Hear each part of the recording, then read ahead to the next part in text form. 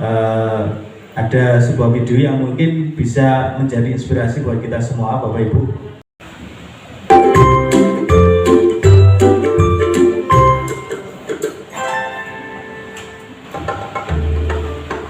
Setiap tanggal 2 Mei, kita memperingati Hari Pendidikan Nasional yang diangkat Ki Hajar Dewantara. Melalui pendidikan, Ki Hajar berjuang melawan penjajah Belanda. Seperti apa ceritanya? Ayo teman-teman kita simak bersama. Ki Hajar Dewantara terlahir dengan nama Raden Mas Suwardi Suryaningrat pada tanggal 2 Mei 1889. Ia dibesarkan dalam lingkungan Keraton Pakualam di Yogyakarta. Ki Hajar sempat kuliah di Stovia atau Sekolah Dokter Pribumi. Kemudian ia bekerja sebagai wartawan di koran seperti Utusan Media dan Kaum Muda. Sejak muda, Ki Hajar berani menentang pemerintah kolonial Belanda. Bersama Daus Dekker dan Cipto Mangunkusumo, ia mendirikan Indis Partij pada tahun 1912 yang bertujuan mencapai Indonesia merdeka. Akibat kritiknya pada pemerintah Belanda, dalam tulisan Seandainya Aku Seorang Belanda, Ki Hajar diasingkan ke Pulau Bangka.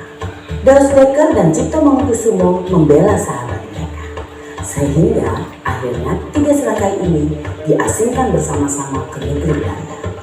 Masa pengasingan di Belanda dimanfaatkan Ki Hajar untuk mendalami dunia pendidikan dan pengajaran.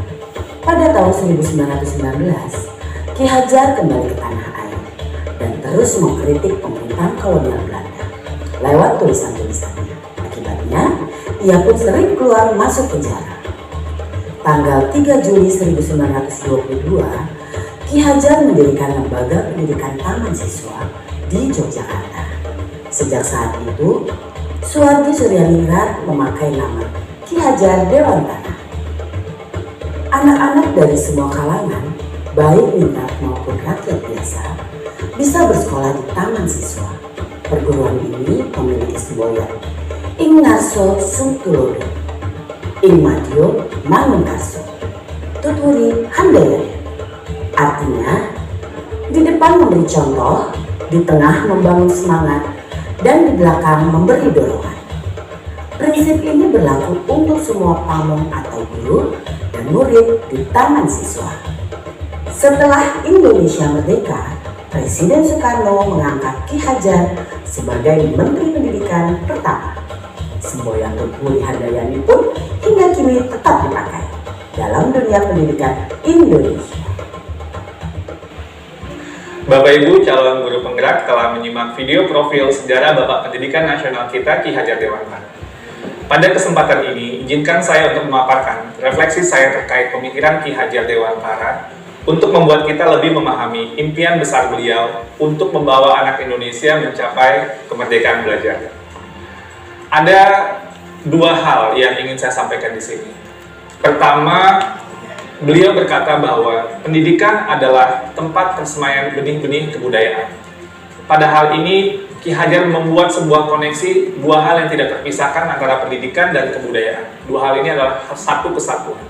Menurut Ki Hajar, untuk mencapai kebudayaan yang kita mimpikan, peradaban bangsa yang kita cita-citakan, pendidikan adalah fondasinya. Atau dengan bahasanya Ki Hajar adalah tempat persemaian benih-benih kebudayaan.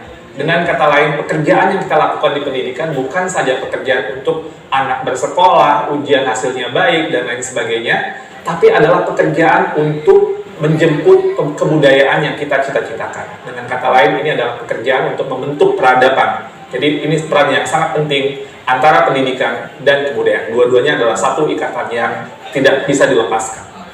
Yang kedua, inti dari filsafat Ki Hajar Dewantara itu adalah perubahan. Dalam hal ini, bagi saya, analogi yang tepat untuk filsafat Ki Hajar Dewantara itu adalah seperti tata surya. Selalu bergerak, selalu tidak pernah berhenti dari waktu ke waktu, dia tidak pernah statis. Karena itu, bagi Ki Hajar, kebudayaan tidak boleh statis, harus terus bergerak. Dalam upaya pemeliharaan kebudayaan, bagi Ki Hajar, itu harus terus bergerak sesuai dengan kodrat alam dan kodrat zamannya. Jika kebudayaan itu terisolasi, kebudayaan itu akan menuju kehancuran. Pendidikan pun juga sama, tidak boleh statis. Pendidikan harus terus berubah, menjawab tuntutan zamannya. Karena sepertinya kalau dalam tata surya itu, kalau Bapak Ibu bayang, itu berhenti bergerak statis dia, itu akan terjadi sebuah chaos, sebuah kekacauan. Dan itulah yang dilihat oleh Ki Hajar, bahwa semuanya itu harus terus bergerak dan bergerak, tidak pernah berhenti. Artinya perubahan adalah hal yang kekal, yang harus terus terjadi. Selanjutnya, planet-planet itu pun dalam tata surya tidak ada yang sama. Di sini terlihat keberagaman. Ada planet Merkurius, ada planet Venus, ada Bumi, ada Mars, dan seterusnya.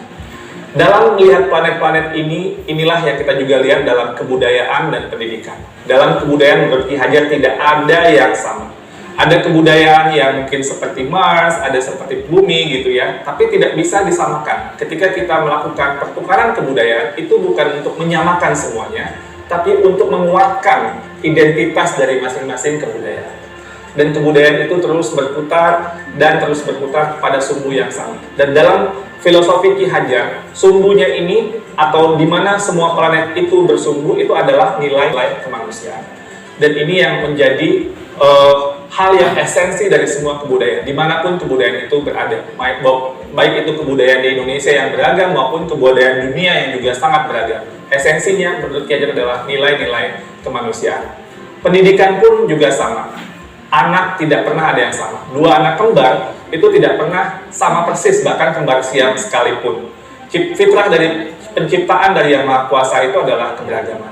Menurut Ki Hajar, biarkanlah anak-anak itu memiliki keunikannya sendiri-sendiri. Ibarat planet-planet tadi, mereka bergerak dengan kecepatannya sendiri-sendiri. Kalau Bapak Ibu lihat di tata surya, Merkurius itu berputar sangat cepat, sementara mungkin planet Jupiter itu agak lambat berputarnya. Dan ini mereka juga berputar dengan kecepatannya sendiri-sendiri sesuai dengan orbitnya masing-masing. Masing-masing punya cerita di dalam planet yang berbeda-beda. Adalah prinsip melakukan perubahan. Kalau tadi kodrat keadaan, yang kedua ini prinsip melakukan perubahan. Di sini ada yang namanya azas trikon, kontinuitas, konvergensi, konsentris.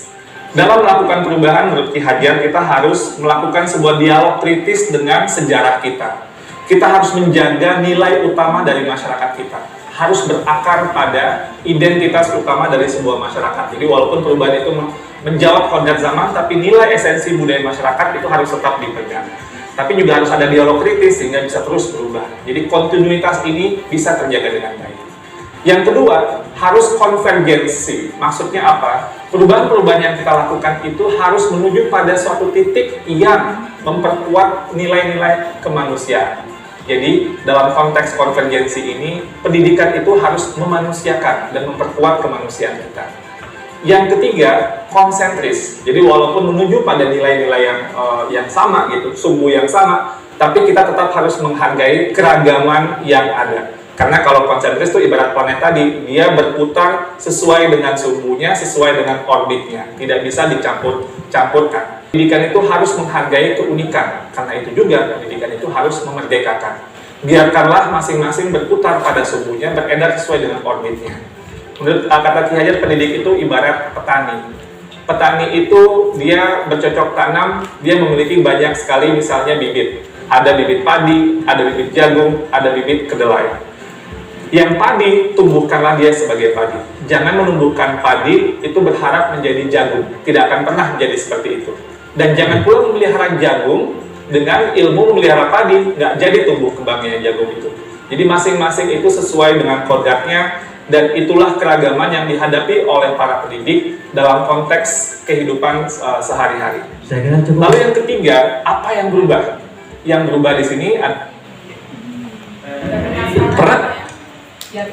Oke, jadi selanjutnya nanti bisa dilihat di link YouTube, nanti bisa kami share di grup Bapak Ibu. Jadi karena mungkin itu sebagai inspirasi saja buat kita semuanya. Jadi apa sih yang di filosofi Ki Hajar Dewantara yang kami sudah pelajari, itu nanti juga bisa panjenengan pelajari di calon guru penggerak.